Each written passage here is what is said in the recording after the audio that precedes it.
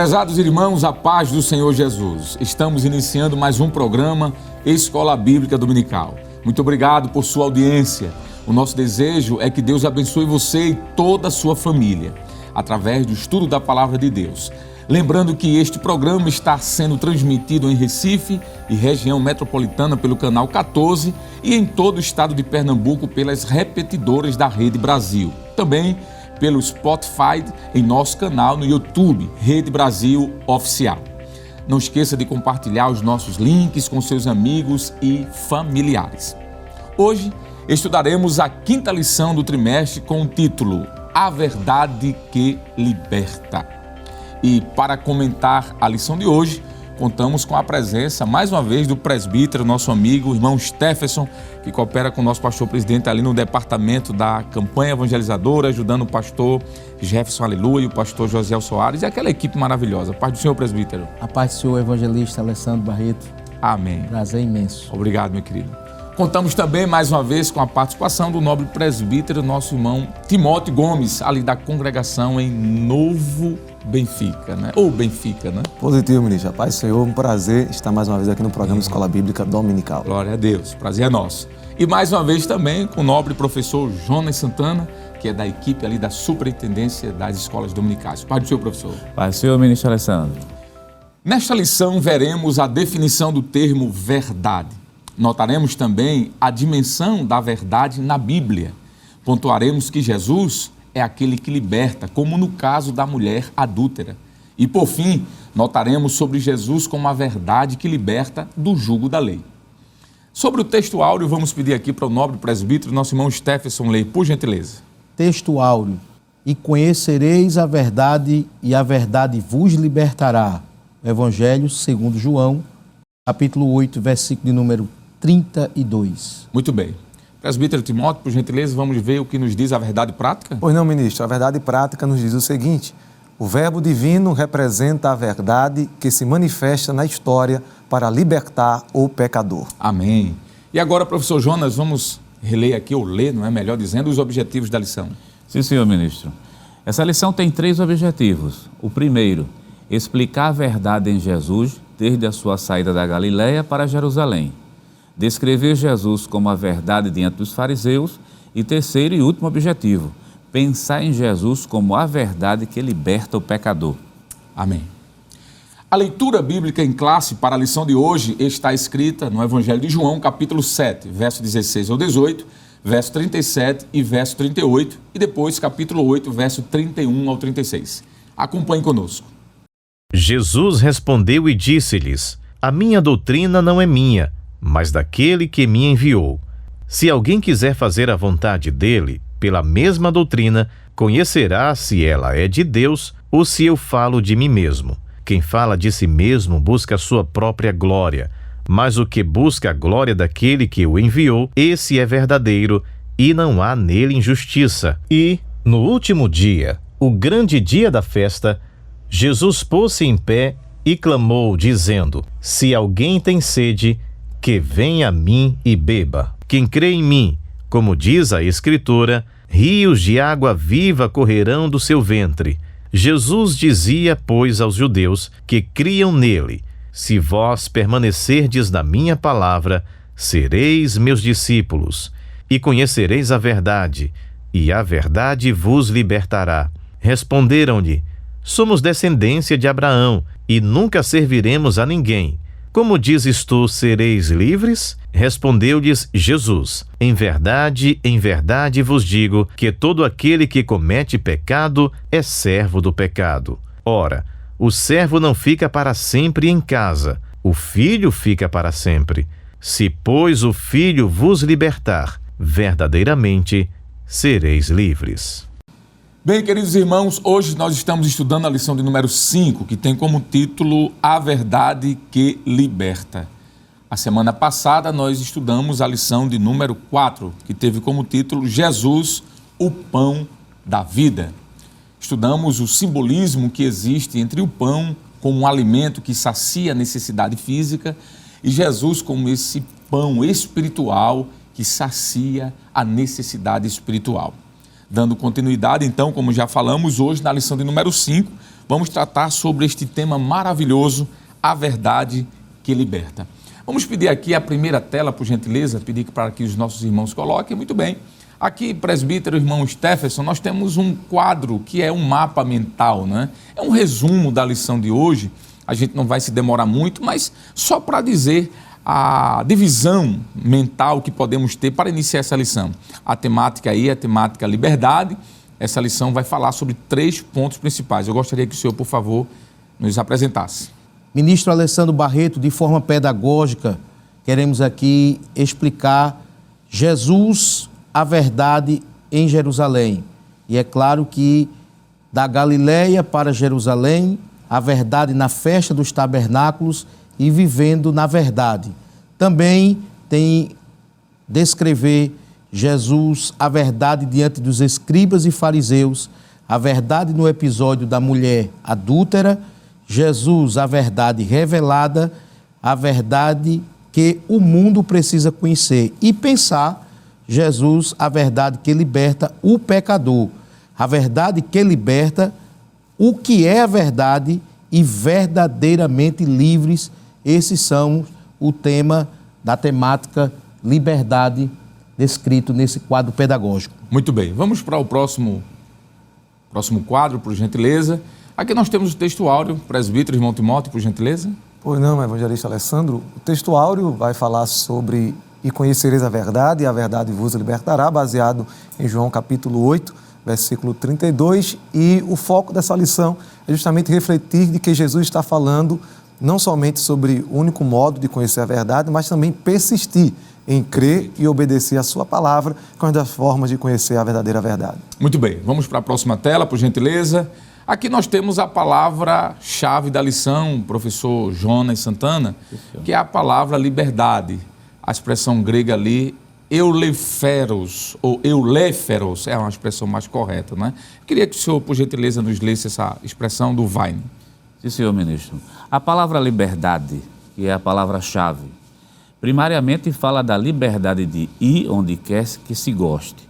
É usado acerca de, no ponto A, a liberdade, entre aspas, a liberdade de restrição e obrigação em geral. Isso pode ser verificado em Mateus capítulo 17, versículo 26, Romanos capítulo 7, versículo 3, primeiro livro aos Coríntios, capítulo 7, versículo 39.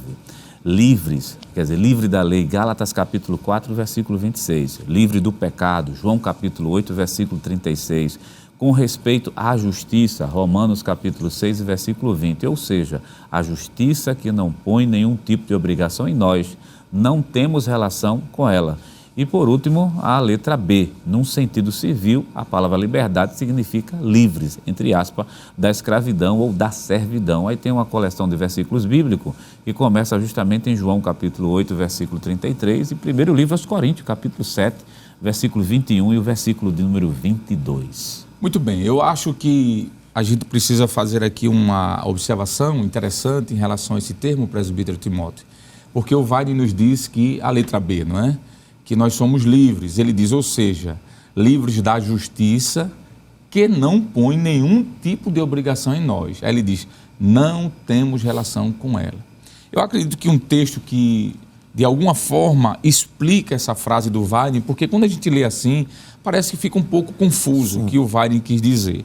Mas eu acredito que um texto, presbítero Timóteo, eu vou ler aqui um versículo, depois vou pedir que o senhor complemente essa ideia, é Gálatas capítulo 5, versículo 1. O texto diz assim, estais, pois, firmes na liberdade com que Cristo nos libertou e não torneis a meter-vos debaixo do jugo de ou da servidão. Paulo está combatendo aqui um grupo que havia ali na igreja da Galácia chamado de libertinos. Era aqueles que diziam, se nós estamos livres, então nós podemos fazer o que quisermos, nós somos livres. Então, ser livre dessa justiça que não impõe nenhum compromisso, não é isso que a Bíblia nos ensina. A partir do versículo 1, parece-nos que Paulo está nos dizendo que de fato somos livres, somos libertos. Sim. Estamos livres, mas essa liberdade não nos dá a ocasião para fazer aquilo que a gente quer. O que é que o senhor poderia comentar mais sobre isso? Pois não, evangelista Alessandro. No mesmo capítulo 5, na carta aos Gálatas, versículo 13, o apóstolo Paulo ele diz, porque vós, irmãos, fostes chamados à liberdade. Isso. Paulo deixa muito claro que nós fomos chamados para sermos livres. No entanto, ele complementa dizendo, não useis, então, Exato.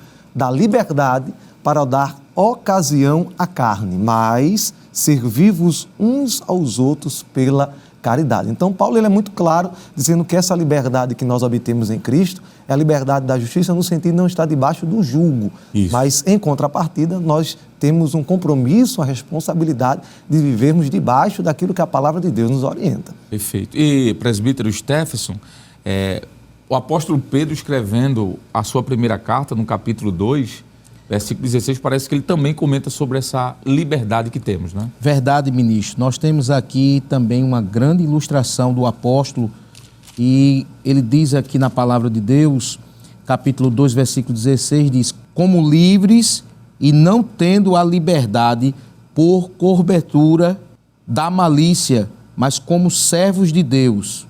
Observe, ministro, que essa expressão aqui, ela nos traz clareza como que alguém pudesse ter o pretexto para praticar a maldade ou as obras da carne. Então a pessoa não se torna livre, ela não tem, no sentido aqui, nesse contexto, a plena liberdade. A liberdade é que ela está condicionada à santidade, ao padrão, ao modelo formatado que Deus deixou como modelo para a sua palavra.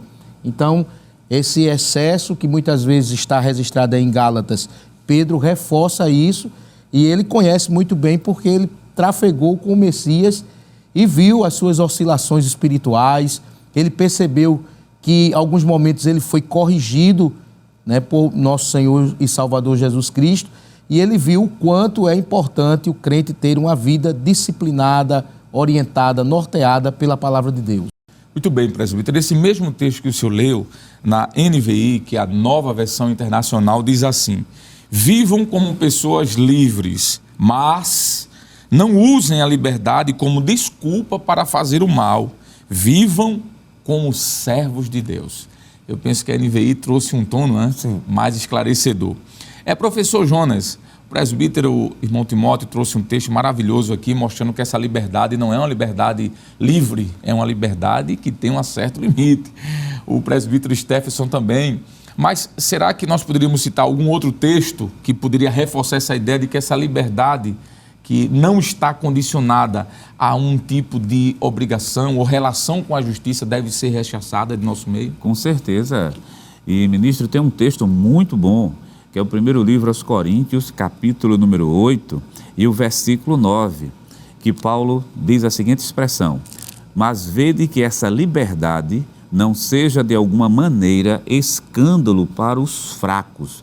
O capítulo 8 da primeira epístola aos Coríntios, Paulo trata aqui do conhecimento, Paulo trata aqui do amor e Paulo trata da liberdade. Ou seja, essa liberdade que os cristãos estão vivendo aqui não é uma liberdade sem limite para ser libertinagem, porque o povo de Israel, na época, claro que está sendo escrito aos Coríntios, mas aqueles judeus que estavam ali falavam das regras da lei. Ora, se eu estou em Cristo, então estou livre das regras da lei. É como se essa liberdade fosse plena no sentido de não ter nenhuma regra. Paulo está dizendo não.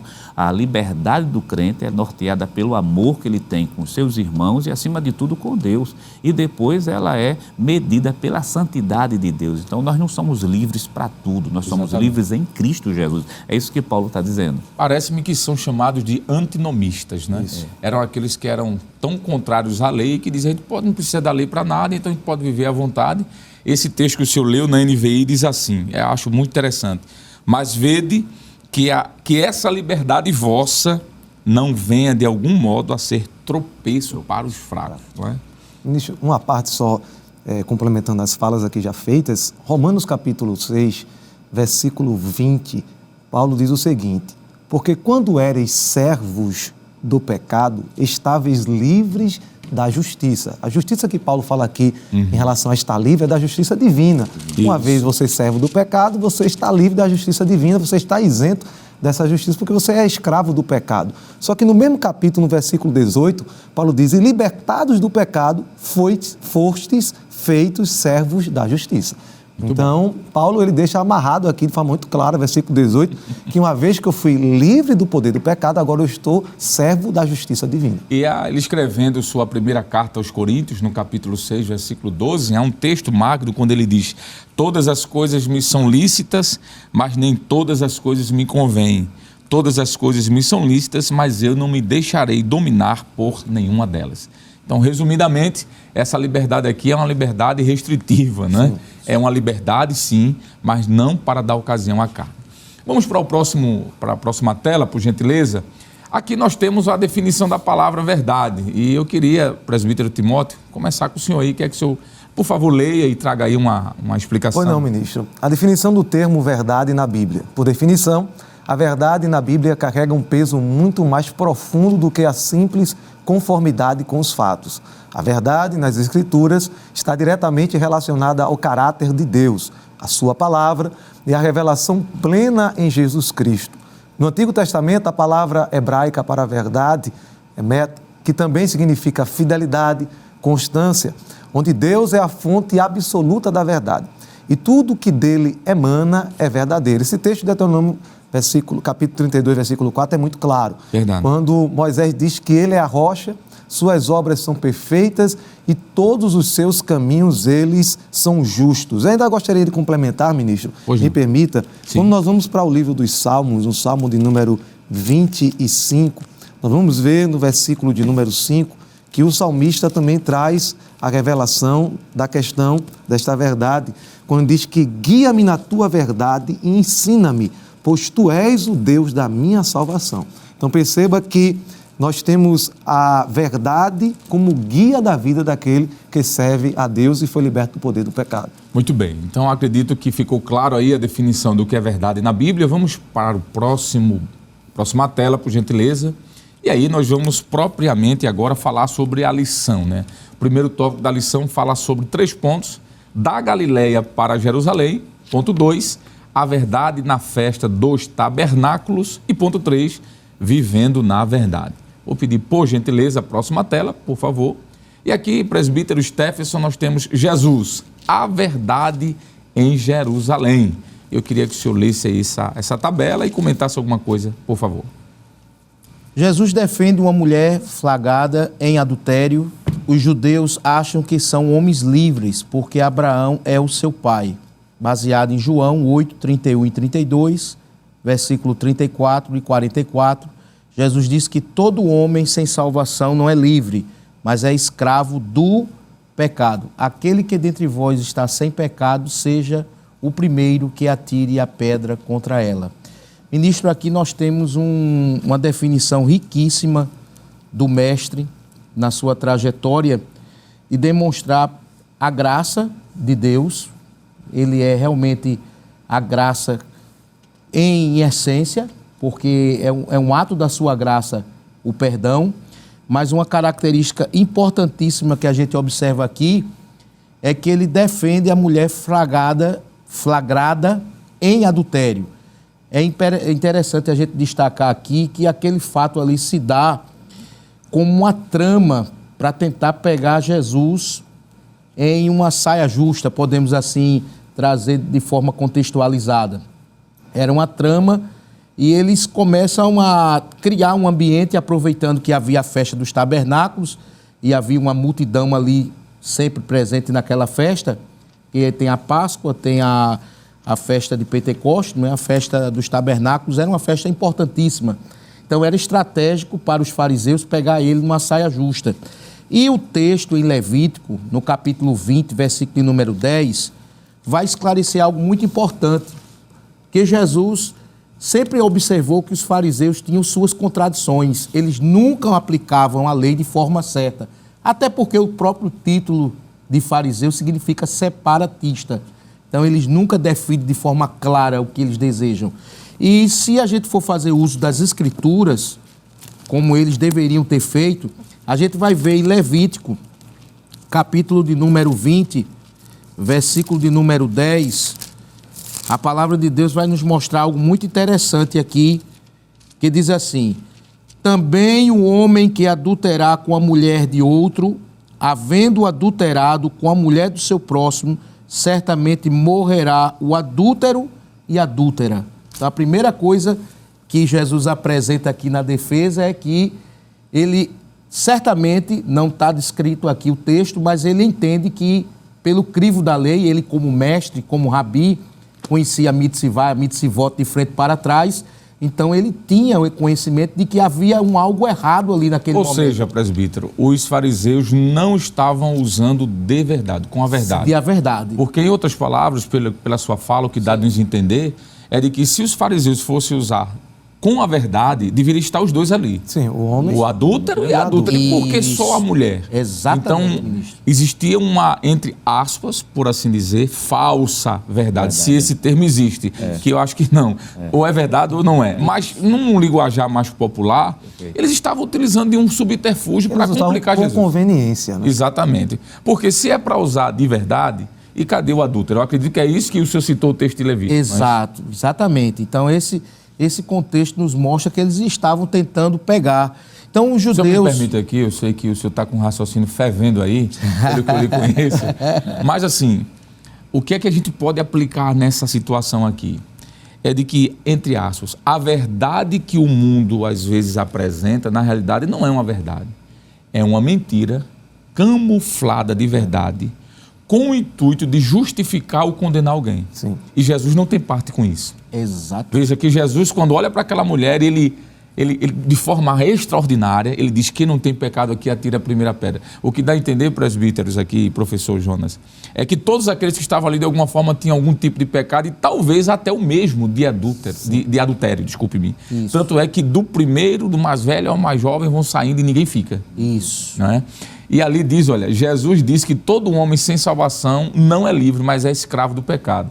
Apesar daquela mulher estar sozinha, deveria estar acompanhada do possível adúltero com ela, ela estava presa, né, presbítero. E Jesus, de alguma forma, liberta. A verdade verdadeira libertou a mulher daquela situação. Isso. Né? Ninguém escapa, né? Nenhuma carne está justificada diante do Senhor, né?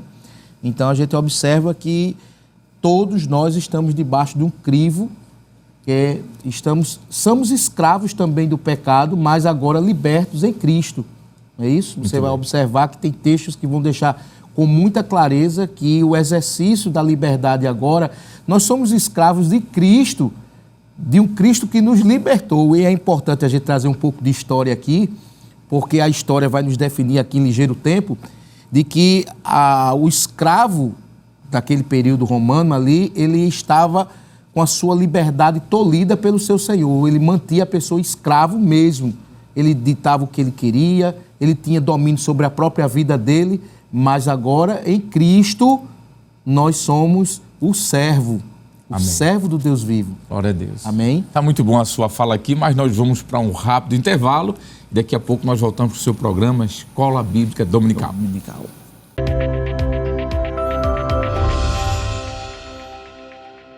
Bem, queridos irmãos, estamos de volta no seu programa Escola Bíblica Dominical, estudando hoje a quinta lição que tem como título A Verdade que Liberta.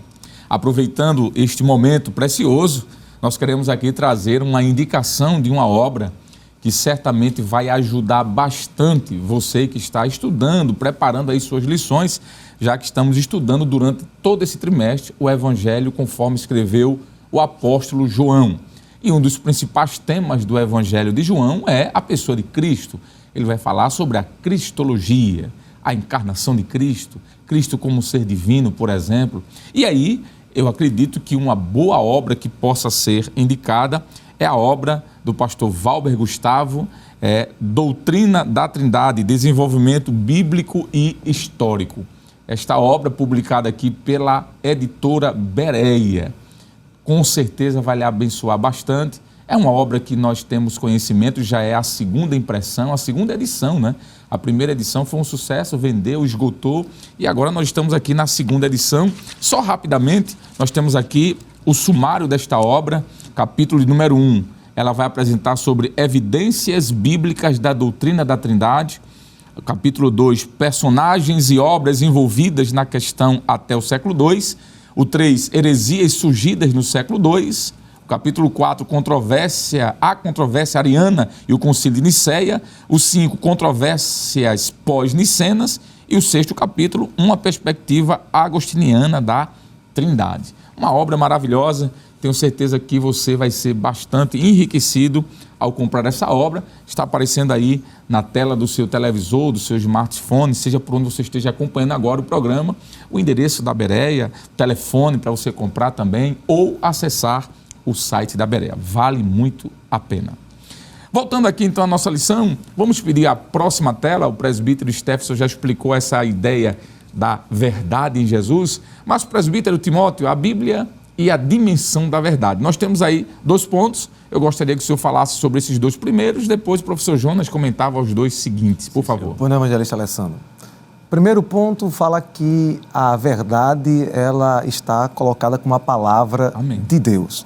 Podemos ver o texto de Salmo 119, evangelista Alessandro. Pois não. Versículo de número 142, é um texto que vai deixar muito claro isso que o autor colocou em tela. Salmo 119, verso 142, diz o seguinte, o salmista: a tua justiça é uma justiça eterna e a tua lei é a verdade. Então perceba que a palavra de Deus ela é uma verdade absoluta e é importante destacar que a Bíblia ela não contém, ela não se torna, ela é a palavra de Deus. E a palavra de Deus ela é inerrante e é infalível. E a segunda grande verdade aqui diz que a verdade é revelada na própria pessoa do nosso Senhor e Salvador Jesus Cristo. Nós já vimos isso nas lições anteriores, quando o evangelista João vai descrever a respeito da encarnação de Cristo. No capítulo 1, versículo número 18, João vai trazer um texto glorioso, quando ele diz a seguinte expressão. João, capítulo 1, versículo 18, ele diz: Deus nunca foi visto por alguém. O Filho unigênito que está no seio do Pai, este o fez conhecer. Então, Cristo, ele é a verdade encarnada, é o verbo de Deus encarnado. Muito bom. Então nós temos aqui a palavra de Deus como verdade, como paradigma. Nós temos a pessoa de Cristo como a verdade que revela o Pai. E em terceiro lugar, nós temos a verdade como uma obra do Espírito. O Espírito é chamado de o Espírito da verdade, professor Jonas. O que é que o senhor pode comentar sobre esse texto de João 14, 17? Sim, senhor ministro. João capítulo 14, versículo 17, tem essa expressão que merece muito a nossa atenção. O Espírito da verdade que o mundo não pode receber porque não vê nem o conhece, mas vós o conheceis porque habita convosco e estará em vós. A abertura do versículo, quando diz assim, o Espírito da verdade, ou seja, o Pai, que é a verdade absoluta, é justamente o Espírito desta verdade, ou da verdade, que é o próprio Deus, que vai habitar justamente em nós. Então, um versículo que ainda colabora muito com isso é o capítulo 16 do livro de João e o versículo de número 13, que diz o seguinte: por ele ser o Espírito da verdade que provém do Pai, que é a verdade absoluta, o capítulo 16, versículo 13 diz o seguinte: mas quando vier aquele Espírito da verdade, mais uma vez é reforçada, ele vos guiará em toda a verdade, que é consequência justamente do Espírito de Deus, porque não falará de si mesmo, mas dirá tudo o que tiver ouvido e vos anunciará o que há de vir. Ou seja, o Espírito da verdade que guia na verdade e o Espírito Santo que também da verdade que habita no crente. E a gente já linka justamente para Efésios, que é o capítulo 4, versículo 25. Na verdade. Vamos ler esse texto? Se o senhor me permitir, ministro. Sim. Capítulo 4 de Efésios e o verso 25 diz o seguinte, que é uma recomendação paulina, uma assertiva do apóstolo São Paulo. 4:25 diz o seguinte: pelo que deixai a mentira e falai a verdade, cada um com seu próximo, porque somos membros uns dos outros. O versículo 26, 27 por diante mostra justamente a conduta cristã. Observe bem, se o Espírito Santo da verdade, ele nos guia em toda a verdade, se ele habita no crente, então o crente tem que andar e a conduta dele tem que ser uma conduta em verdade, mas em verdade em Cristo. Aí vem as recomendações paulinas, que o capítulo 4 é pródigo nisso, a partir do versículo 25. Deixai a mentira, falai a verdade. Versículo 26, irai-vos, não pequeis. Versículo 27, não deis lugar ao diabo. E assim sucessivamente, ministro. Muito bem. Interessante que A palavra de Deus é a verdade, foi citado aqui Salmos 119 e 142. Diz que a verdade é revelada em Cristo, o Pai é revelado em Cristo como sendo a verdade. O Espírito Santo é o Espírito da verdade, o Pai é a própria verdade. Os Salmos de número 105, quer dizer 100, verso 5 diz: porque o Senhor é bom e eterna a sua misericórdia e a sua verdade dura de geração a geração. E o crente que o Espírito Santo habita nele, fala a verdade. O texto que o Senhor disse, falai a verdade e vivei na verdade. Muito bem. Vamos para a próxima tela, por gentileza. Vamos dar continuidade. Aqui nós temos, presbítero Stephenson, as dimensões da verdade. A verdade como sendo algo ontológico em Deus, né? Deus é a verdade absoluta. Eu quero ler esse texto aqui de Deuteronômio, capítulo de número 32, e o verso 4, o senhor já vai se preparando aí para os demais textos. Deuteronômio 32 e 4 diz assim: Ele, Deus, é a rocha cuja obra é perfeita, porque todos os seus caminhos são juízo. Deus é a verdade, e não há nele injustiça. Justo e reto é o Senhor. Então, ontologicamente, podemos dizer que a verdade é a própria pessoa de Deus. Deus é a verdade. Mas, em segundo lugar, nós podemos falar sobre a verdade relacional. A palavra é a verdade escrita. De alguma forma já foi comentado aqui, não é que a Bíblia é a palavra de Deus, mas eu queria que o senhor falasse sobre esse terceiro ponto, a verdade cristológica. Jesus é a verdade encarnada. Meu querido ministro, é muito importante a gente definir, como o senhor definiu, a centralidade em Deus sendo a verdade. Cristo não poderia ficar de forma diferente. E é claro que há uma relação da Trindade Divina, a gente perceber isso, que a verdade que está em Deus está em Cristo também. Sim. E é interessante a gente ver que o texto da palavra de Deus, do Evangelho de João, capítulo 1, versículo de número 14, vai nos deixar de maneira muito rica a compreensão desse texto, quando ele diz assim: e o Verbo se fez carne e habitou entre nós, e vimos a sua glória como a glória do unigênito Pai, cheio de graça e de verdade. Quer dizer, ele tabernaculou-se, ele virou homem, ele veio manifestar a glória do Pai, é unigênito porque ele é único, a palavra único é unigênito, único, é 3 vezes que João utiliza essa expressão, e cheio de graça e de verdade, que é uma característica do Cristo. Se a gente elencar aqui o texto que já foi usado, aquela mulher que o texto, a epígrafe chama mulher adúltera, ali é o episódio da graça. Veja o contraste que a lei estava exatamente pela visão distorcida daquele grupo que queria apedrejá-la, a graça chegou para libertá-la. E cheio de graça e de verdade, porque Cristo é essa verdade. Ele disse que fundamenta essa verdade nele mesmo. Ele, alguns momentos ele chega a dizer: eu sou a verdade. João como ele 14, diz aí, 6, né? 14,6. Eu sou Jesus, o caminho, a verdade e a vida. Isso está explícito de maneira muito contundente.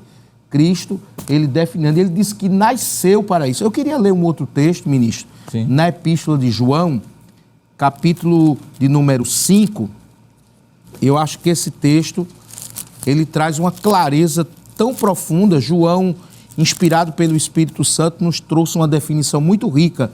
Capítulo 5, versículo 20, diz assim: e sabemos que já o Filho de Deus é vindo e nos deu entendimento para conhecermos o que é verdadeiro. Veja que coisa rica.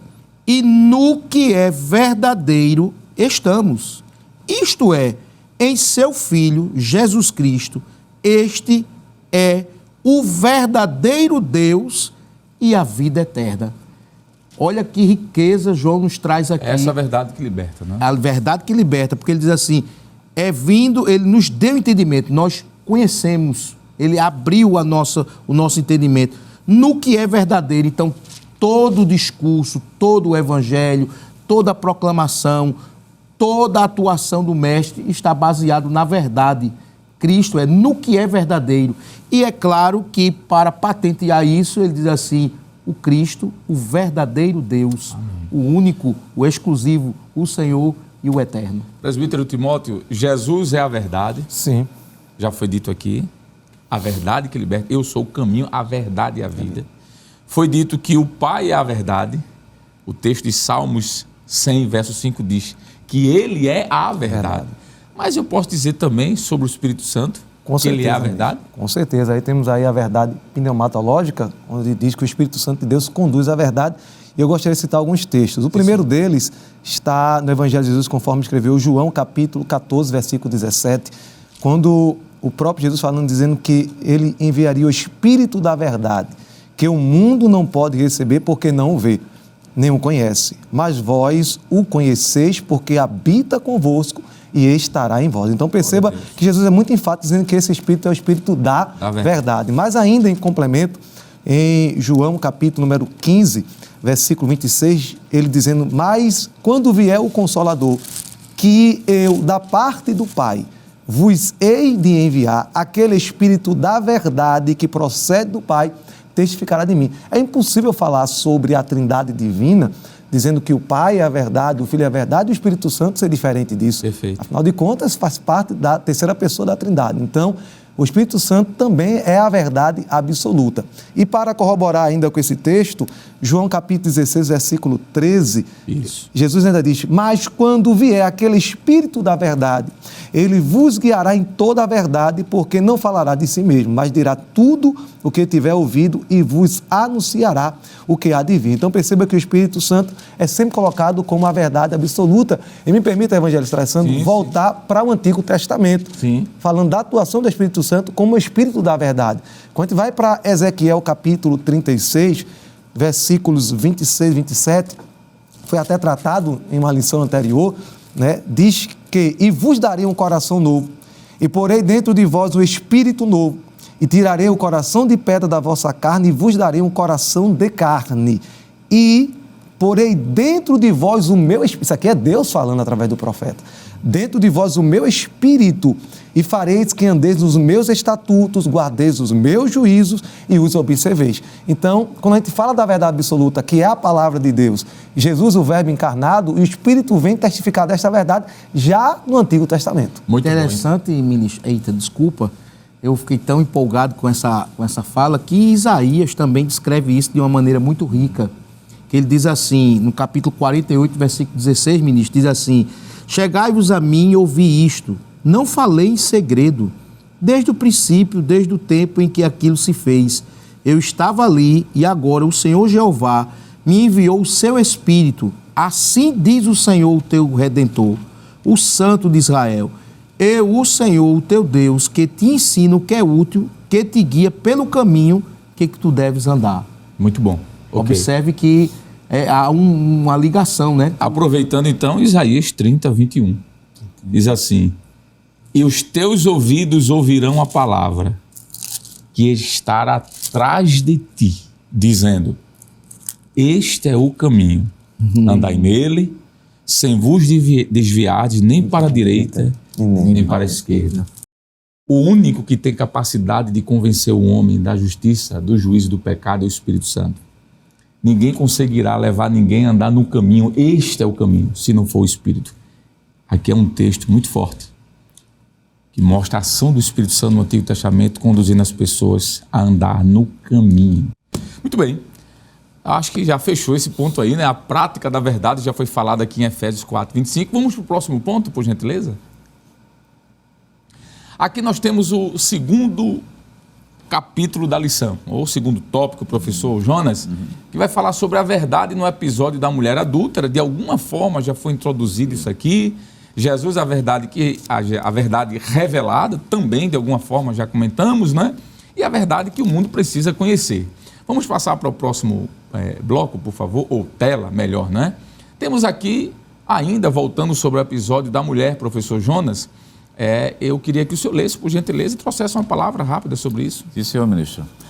Aparece na tela algumas considerações. O episódio da mulher apanhada em adultério ilustra a resistência dos fariseus, dos escribas e fariseus em aceitar a verdade que Jesus representa. A verdade que Cristo nos traz revela a consciência das nossas faltas. Assim, quando somos impactados por essa verdade, encontramos libertação dos nossos pecados.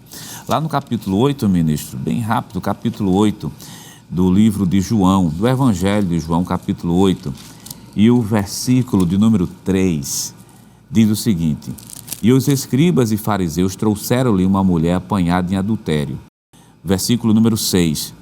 E isso diziam eles, tentando-o para que tivessem de que o acusar. Mas Jesus, inclinando-se, escrevia com o dedo na terra. Esses dois textos bíblicos chamam atenção para eles, para a gente entender duas coisas. Em João capítulo 7, todo o capítulo 7, e o versículo do versículo 40 até o versículo 46, Jesus estava na festa dos tabernáculos. Quer dizer, nessa festividade, Jesus declara que ele é a água da vida. Essa declaração que já foi ensinada em outras lições aqui. Só que nesse momento, os judeus fizeram, ou melhor, escribas e fariseus, tentaram prender Jesus, mas não conseguiram. E uma fala que no versículo 46 é muito recorrente, é quando diz assim: homem nenhum, que foram os servidores que estavam prontos para prender Jesus, falou como esse. Sim. Ou seja, Jesus já tinha sido questionado, porque Jesus não era um homem de letras. Capítulo 7 de João, versículo de número 15, diz assim: como é que esse sabe letras não tendo aprendido? Não é que Jesus fosse analfabeto, simplesmente não era versado como foi o escriba, o fariseu, que passou justamente por escola. Ora, como é que uma pessoa que não passa por uma escola formalizada para ser um escriba e fariseu consegue ter uma verdade, um discurso tão verdadeiro, tão honesto, que chama a atenção? Em primeiro lugar, porque Jesus, ele é a verdade absoluta. Então tentaram justamente pegar Jesus, ou tentar Jesus, a verdade, com meias verdades, se a gente pode dizer isso. Que Na verdade, professor Jonas, o que o senhor está dizendo, em outras palavras, é uma prática já antiga. O mundo que não conhece a verdadeira verdade, se for uma redundância, me desculpe, verdadeira verdade, mas é proposital essa fala, ele procura às vezes distorcer a verdade ou camuflar a mentira. Lembra o que lá no Éden aquela serpente fez? Deus disse uma verdade, presbítero Timóteo: você pode comer de todas as árvores do jardim, menos dessa daqui. A serpente veio e pegou a verdade de Deus e distorceu. Eu acho que é o apóstolo Paulo que diz que os homens dos últimos dias, eles vão fazer isso, né? Ele usa essa expressão, distorcer. Ou é Pedro, se eu não me engano agora. Acho que é Paulo escrevendo 4, né? Paulo escrevendo Timóteo. Ele fala de distorcer. Então é isso que o professor está dizendo. Pegaram aquela mulher apanhada em adultério, trouxeram uma verdade. Qual era a verdade? O adultério. Mas o que foi que eles tentaram distorcer? A aplicação da justiça. E aí é onde está o problema. Aí Jesus se coloca como a verdadeira verdade, de forma proposital, digo isso, de forma redundante, né? Solucionando aquele caso. E nem só isso, Alessandro, me permito a parte. Jesus, ele traz uma nova concepção da aplicação desta verdade, né? Porque Jesus, ele não julgava agora conforme a lei mosaica dizia que tinha que ser feito. Levítico 20, 10 deixa claro, Deuteronômio 22, 22 também, de que aquela mulher e o que estivesse com ela, o homem, deveriam ser ambos apedrejados, a lei é muito clara. Mas Jesus agora traz um novo conceito de julgamento não baseado na verdade do homem, mas na verdade do julgamento do Pai. E é por isso que, se a gente pegar os versículos 15 e 16, Jesus disse: vós julgais segundo a carne, eu a ninguém julgo. E se na verdade o julgo, o meu juízo é verdadeiro, porque não sou eu, mas eu e o Pai que me enviou. Muito bom. Então Jesus é muito claro quando ele direciona em relação ao julgamento, que é algo que parte do divino para o humano. Muito bem. Professor, termine aqui, porque eu terminei cortando a sua fala, desculpe, mas vai surgindo, não é, presbítero? E vai ficando bem solta a conversa. Pode falar. Justamente isso que foi elaborado logo no início para tentar Jesus, pegar Jesus em alguma fala, porque a fama de Jesus era o seguinte: ninguém falou como ninguém fala semelhante justamente a ele, ou melhor, ninguém tem uma verdade tão clara como ele fala naquele momento. Só que a presença de Jesus revela justamente as nossas falhas, como apareceu naquela tela. Qual o sentido? A gente tem a mulher presa em pecado, presa numa situação, e tem um fariseu e escriba preso na mentira, porque está utilizando de uma falsa, está pegando uma verdade uma meia-verdade utilizando de maneira distorcida. Então você tem aqueles que são escravizados no pecado do adultério e da prostituição, que representa a mulher, e a gente tem aqueles que são escravizados no pecado da mentira. Não pratica, mas é mentiroso. Aí quem é o verdadeiro nessa história? Cristo, que serve para ambos os casos, ministro. Muito bem. E o conceito assim, permita pegar um gancho também aqui, o versículo 15 vai descrever também a forma como eles julgavam, porque eles não usavam o critério da lei. Ele diz assim, vós julgais segundo a carne, eu ninguém julgo. Se na verdade julgo, o meu juízo é verdadeiro, porque não sou eu só, mas eu e o Pai que me enviou. E na vossa lei está também escrito que o testemunho de 2 homens é verdadeiro. Veja que ele aplica até a questão dele pessoal e o Pai. Ele está dando assim que o que ele testifica como essa verdade, ele está embasando também no que o Pai é como verdadeiro, e ele aplica isso de maneira muito clara, que o pensamento aplicado ali era obra da carne. Isso. Era um pensamento da carne, não a justiça, não no que era espiritual, nem no que era moral. Sim. Então essa aplicação aí é totalmente descartada, porque ela era carnal. Muito bem. Então vamos avançando um pouquinho, vamos para a próxima tela, por favor, dando continuidade aqui. Vamos já para o terceiro ponto da lição, que é a verdade que liberta. O que é a verdade? E verdadeiramente sereis livres. Voltando então aqui, essa verdade que liberta, a gente já viu na lição de hoje, que é Jesus. Jesus disse, eu sou o caminho, a verdade e a vida. E quando nós paramos para pensar sobre esse contexto, presbítero Timóteo, ainda temos aqui alguns minutinhos para terminarmos esse bloco, é maravilhoso saber de que a verdade de Jesus, a verdade do Evangelho, a verdade que liberta, ela é uma verdade que supera a mentira, supera a calúnia, supera a dissensão, porque num olhar humano, aquela mulher não teria liberdade, não tinha oportunidade nem de falar. Sim. Ela já seria ali apedrejada. Jesus para, Jesus olha, Jesus inclina-se, escreve ao chão, não sabemos o quê. E Jesus faz ali uma retórica maravilhosa, lançando para os acusadores a pergunta ou a afirmação. Aquele que não tiver nenhum pecado, que comece a lançar as pedras, né? O que eu acho maravilhoso aqui, presbítero Timóteo, você pode comentar aí, fique à vontade, é de que a verdade das Escrituras, ela é tão maravilhosa que ela tem o poder de quebrar o jugo da mentira, como foi dito pelo professor Jonas. Ela tem o poder de quebrar a indiferença, porque quantos não sofrem, não é, presbítero, hoje, porque a verdade não está sendo aplicada. E a pessoa não tem nem como se defender, porque primeiro, ele não tem fala. Segundo, ele não está presente, talvez. A mulher estava, mas há casos em que as pessoas não estão presentes. E Jesus vai mostrar algo sublime. A verdade do Evangelho é a verdade que dá fala às pessoas.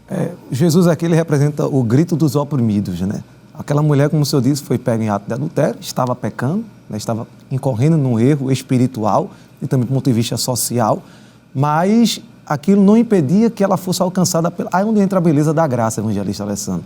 Porque a graça, ela quebra esta barreira da indiferença, essa barreira do distanciamento do homem para com Deus. E Jesus, ele, de forma muito assertiva e na sua sabedoria plena, ele conseguiu demonstrar que ele libertou a mulher, como disse o professor Jonas, do pecado. Ele trouxe a consciência dos fariseus em relação a como eles conheciam e aplicavam a lei, e ele conseguiu ainda se isentar da acusação de ser negligente na aplicação da lei. Jesus é Jesus. Muito bem. Ninguém vai se comparar. O senhor resumiu de forma maestral aqui o ponto principal da lição. Nós vamos para mais um intervalo, mas eu quero convidar você a não sair daí. Permaneça aí, é rápido o intervalo, já voltamos para o seu programa Escola Bíblica Dominical.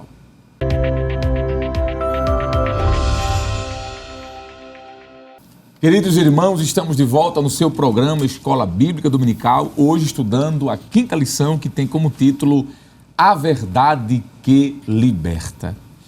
Um assunto maravilhoso e certamente você deve estar sendo muito edificado, aqui nós também estamos, porque a palavra de Deus ela é alimento para as nossas almas. Muito bem, aqui nós paramos nesta tela que fala sobre os 3 últimos subtópicos da lição. Primeiro, a verdade que liberta. Segundo, o que é a verdade? E terceiro, verdadeiramente sereis livres. Vamos para o próximo ponto, por favor. Próximo ponto fala sobre Jesus, a verdade que liberta o pecador. Libertou aquela mulher, não é? Aquela mulher pecadora. Presbítero Stephenson, gostaria, por favor, que o senhor lesse esse texto, comentasse alguma coisa e a gente vai interagindo na medida do possível. Sim, ministro. Nessa tela nós temos aqui Jesus, a verdade que liberta o pecador. O não salvo é escravo do pecado. Escravizado pelo pecado e por Satanás, é forçado a viver segundo as concupiscências da carne e os desejos de Satanás. Aí o texto aqui paralelo está: se, pois, o Filho vos libertar, verdadeiramente sereis livres. João, capítulo 8, versículo de número 36.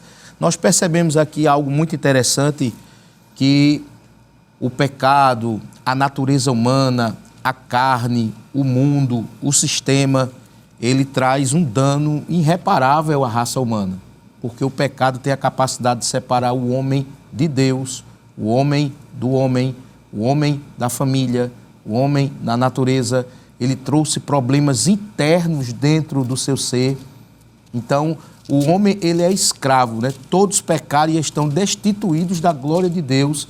Isso se o homem não conhecer a graça divina. Então, nós podemos perceber que o próprio Cristo diz assim: vós sois escravos do pecado. Ele cita isso, porque os fariseus, nesse momento aqui, ele cita que os homens são escravos do pecado, mas se o Filho verdadeiramente vos libertar, e aí é claro que o texto em Efésios, capítulo 2, versículo 1 em diante, vai dizer assim, que antigamente nós tínhamos uma natureza, nós não tínhamos um modelo formatado, nós tínhamos um padrão, nós vivíamos segundo o curso desse mundo. Eu acho que é importante a gente ler, ministro, Leia, por favor. para a compreensão. Efésios, o nosso pastor gosta muito desse barulho de Bíblia, né? Ele diz assim que é importante a gente ler. Efésios, capítulo de número 2, versículo 1, nos traz essa dimensão aqui, dizendo assim: e vos vivificou, estando vós mortos em ofensas e pecados. E o versículo 2 diz assim: em que noutro tempo andaste segundo o curso deste mundo, segundo o príncipe das potestades do ar e do espírito que agora opera nos filhos da desobediência, entre os quais todos nós também antes andávamos nos desejos da nossa carne, fazendo a vontade da carne e dos pensamentos, e éramos por naturezas filhos da ira, como outros também. E aí mostra o quanto Deus é riquíssimo.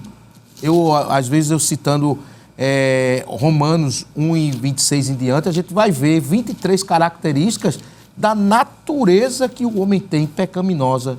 Ali existe 366 classes de pecado na Bíblia, mas ali está citada 23 características do que está dentro do ser humano quando ele está sem entender e como ele está envolvido com o curso desse mundo. Então o homem é seduzido pelo diabo.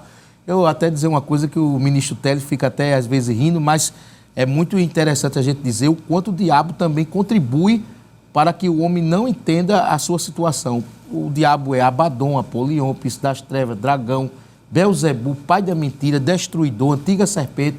Então imagine alguém que não tem o desejo algum que a pessoa seja liberta pelo conhecimento. E a ideia dele é o quê? Distorcer. Ele induz, ele seduz, ele reduz conteúdo, ele tira conteúdo. Então a ideia dele sempre é confundir. Ele fez isso com o próprio Deus. E isso para aprisionar as pessoas. Para aprisionar as pessoas. Então a verdade, o que é que ela faz? Ela entra, ela traz a libertação não só da carne, mas do espírito. E ela penetra de forma interna no ser da pessoa. Isso é extraordinário. Eu penso que um texto que também pode ser utilizado sobre essa liberdade, presbítero Timóteo, é quando Paulo escreve aos Coríntios, capítulo 8. Esse é um dos textos que eu acho mais lindos da Bíblia. Claro, toda a Bíblia é maravilhosa, mas sempre tem aqueles textos que nos cativa bastante. E este é um dos, quando Paulo diz assim: portanto, agora, nenhuma condenação há para os que estão em Cristo Jesus. Aí o texto continua: que não andam segundo a carne, mas segundo o Espírito. Eu acredito que esse texto aqui, ele se encaixa muito com o assunto da mulher adúltera, né? Adúltera, porque ela chegou ali presa a uma condenação, à morte. E a verdade que é exposta por Jesus traz liberdade e vida. E eu acho esse texto maravilhoso: nenhuma condenação há para quem está em Cristo.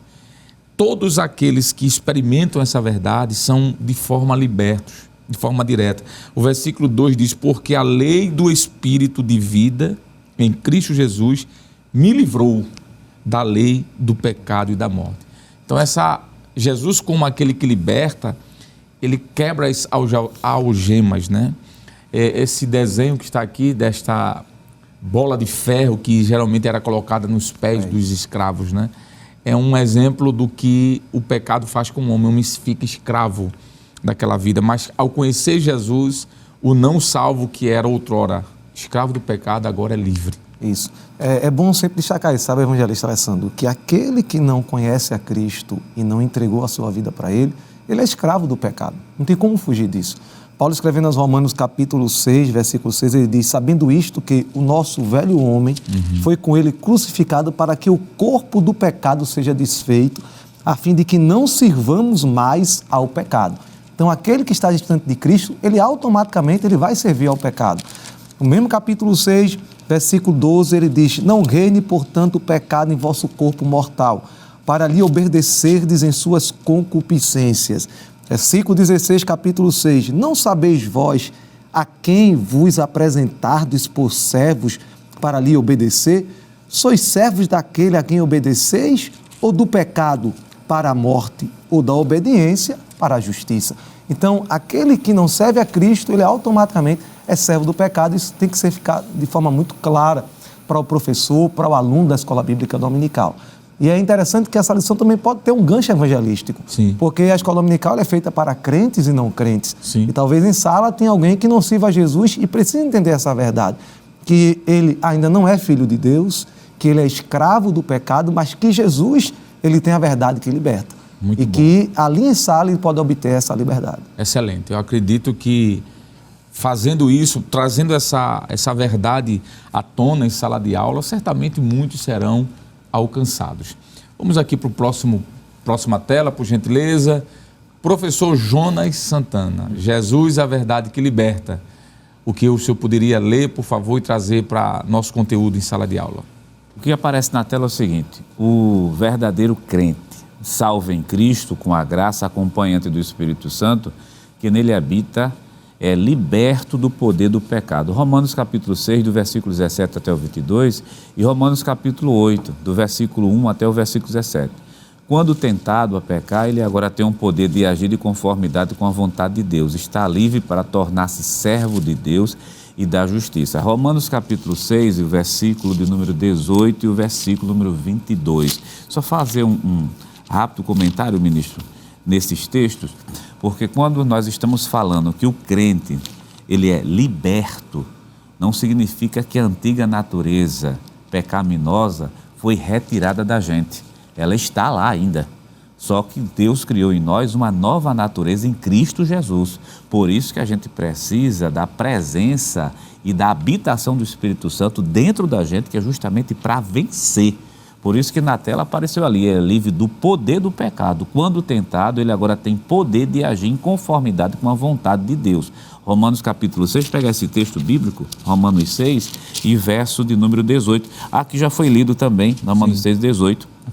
E libertados do pecado, foste feitos servos da justiça de Deus. Há o versículo 19, 20 por diante, que vai dizer que agora vocês não apresentem, ou seja, pode existir a possibilidade de uma pessoa que é liberto, infelizmente, voltar a ser escravo do pecado novamente. E quando vem à mente a ideia de escravo do pecado, talvez quem está lá fora imagine pessoas do tipo feito gadareno. Não, a gente tem uma pessoa também escravo, Nicodemos, escravo da tradição. A gente também tem um escravo, o jovem rico, que ficou muito patente quando Jesus disse: vende tudo que tem, dá aos pobres. Disse: não, é melhor ficar com o que eu tenho, preso ao materialismo, porque tem gente presa ao materialismo, preso às tradições de ordem religiosa, tem outros que estão presos nas drogas.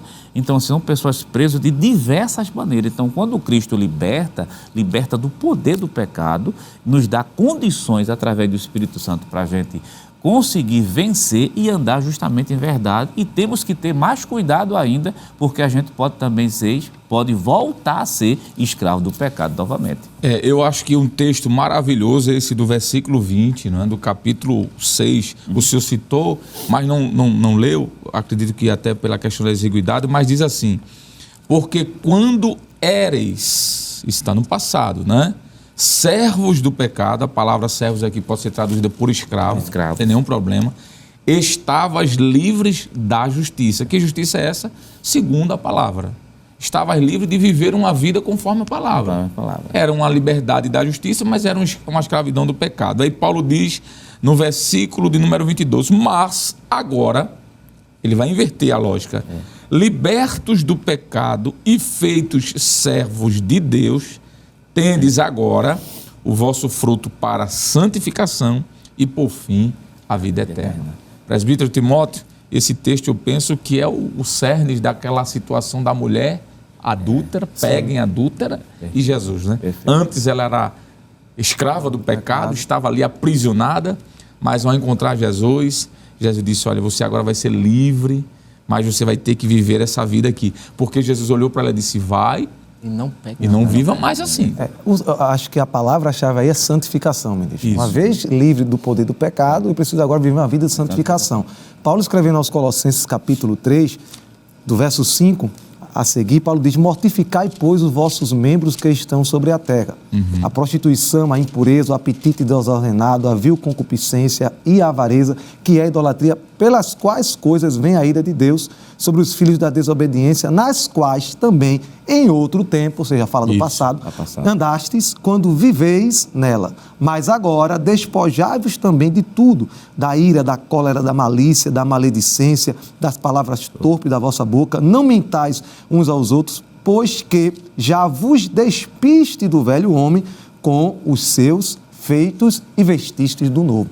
Então perceba que a prática da santificação, ela faz parte daquele que agora está livre do poder do pecado e agora está debaixo da justiça de Deus. E essa santificação, ela só é possível a partir do momento em que a verdade ela é exposta. Sim. E alguém aceita essa verdade, a verdade do Evangelho, e transforma-se em uma nova criatura. Isso. Paulo, escrevendo aos Coríntios, no capítulo 15, versículo 17, ele diz, sua segunda carta: porque aqueles que estão em Cristo, nova criatura é. As coisas velhas se passaram e eis que tudo se fez novo.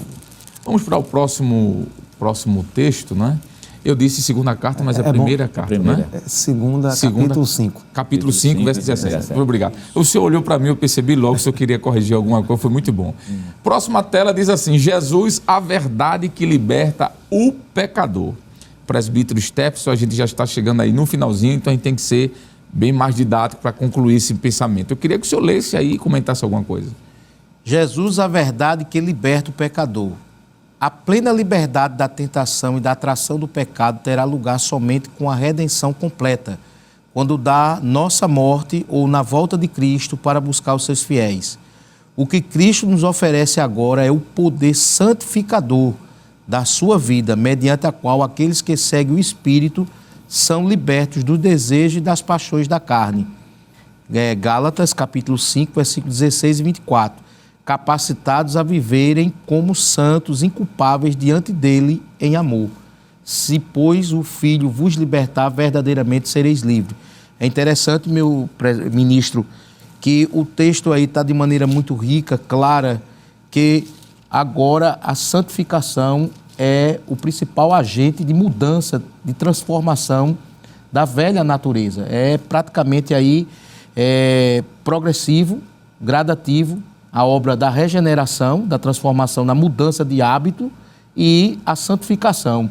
Eu acho interessante esse texto de João, no capítulo de número 3, epístola, João capítulo 3, versículo de número 9, quando a gente olha esse texto aqui do novo nascimento, né?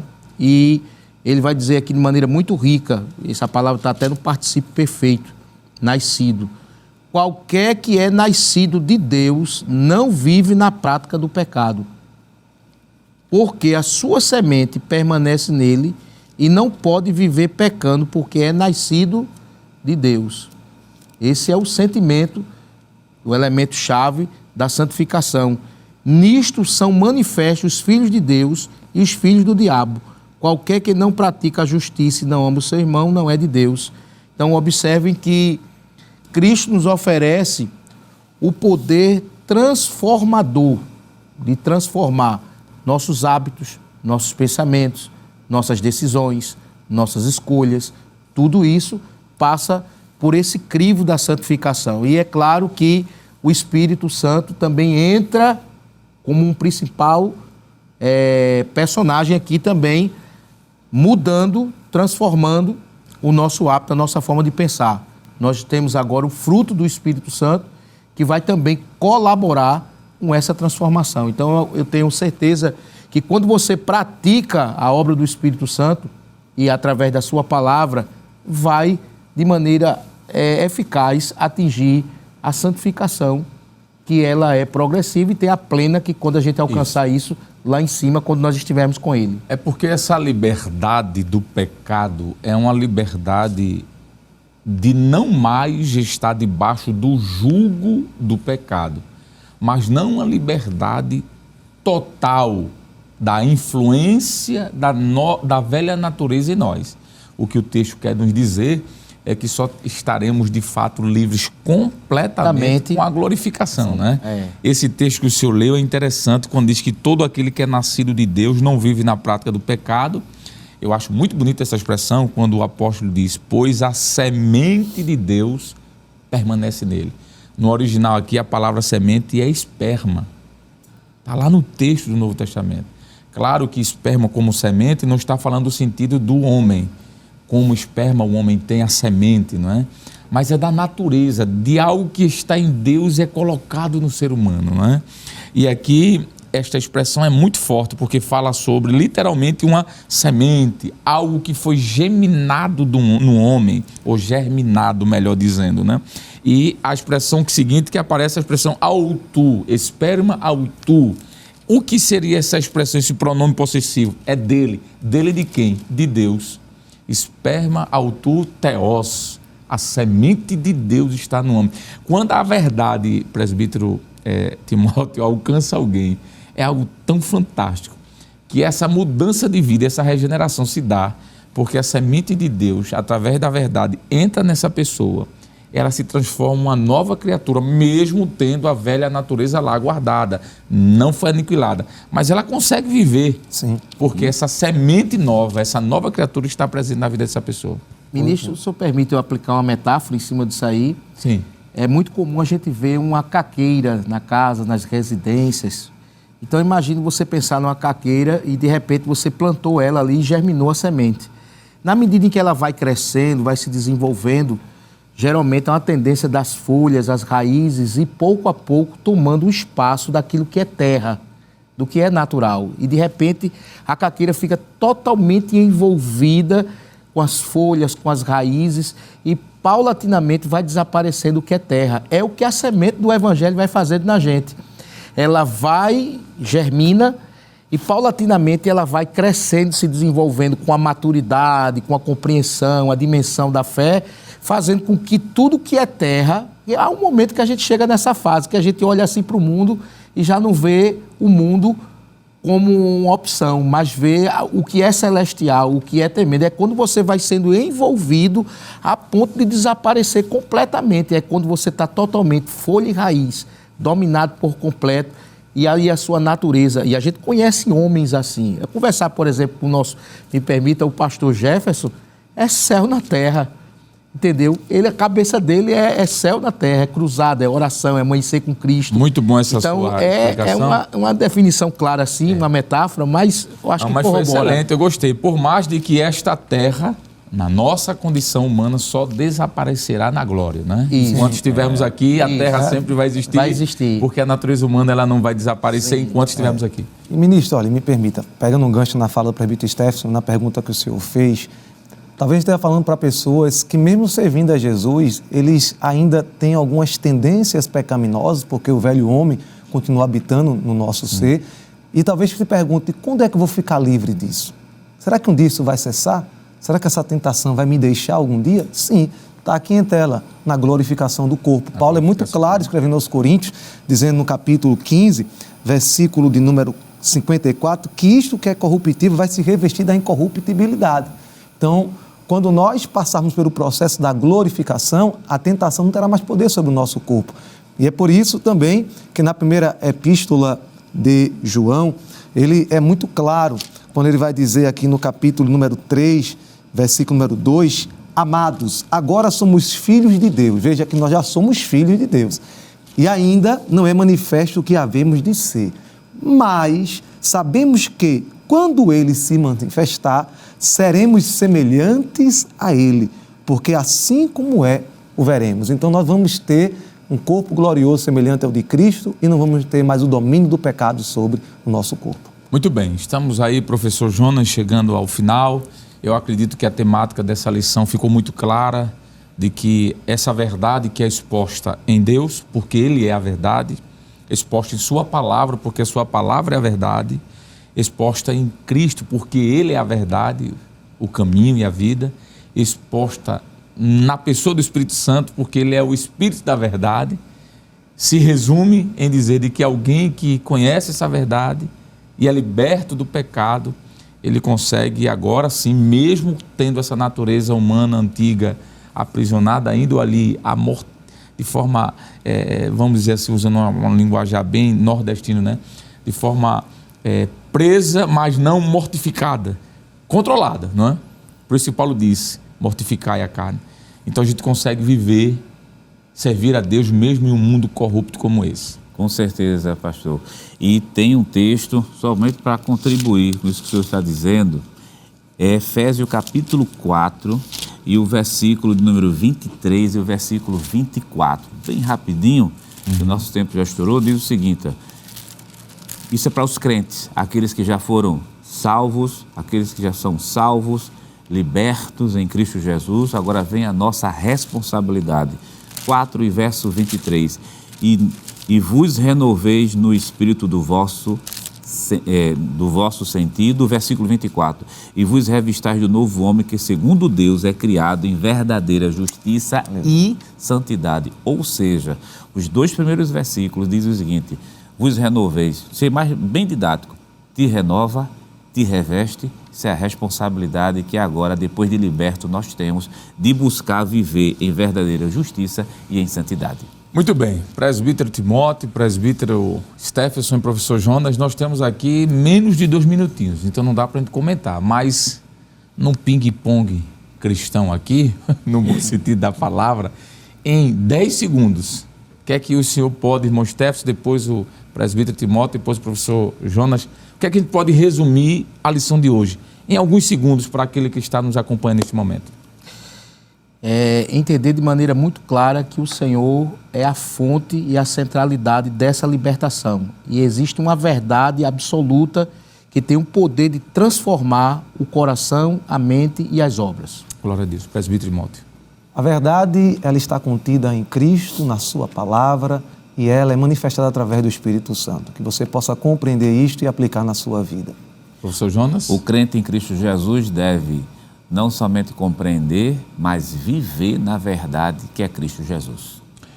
Você que nos acompanhou, saiba de uma coisa, que não existe nenhuma situação irremediável diante da verdade do Evangelho. Jesus é o mesmo ontem, hoje, sempre, e assim como ele libertou aquela mulher que foi pega em adultério, ele pode reverter a sua história. Só basta você buscar esta verdade, porque Cristo liberta. Queridos irmãos, gostaria muito de permanecer aqui estudando com esses homens da palavra, mas chegou o momento de agradecermos a Deus com uma oração e eu vou chegar agora nesse momento e me inclinar a orar com você e com a sua família mas vou pedir ao companheiro presbítero, irmão Timóteo, para fazer esta ministro. oração, por favor. Orientado, oremos. Justo e eterno Deus. Te agradecemos, Senhor, pelo estudo desta Obrigado, quinta lição.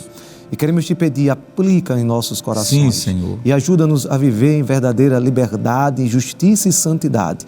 Que aqueles que não te conhecem possam Sim, meu conhecer-te através do teu Filho Jesus Cristo, que é o Verbo encarnado, a verdade absoluta. Sim, meu Deus. Te pedimos tudo isso em nome de Jesus. Amém. Amém. Chegamos ao final do programa.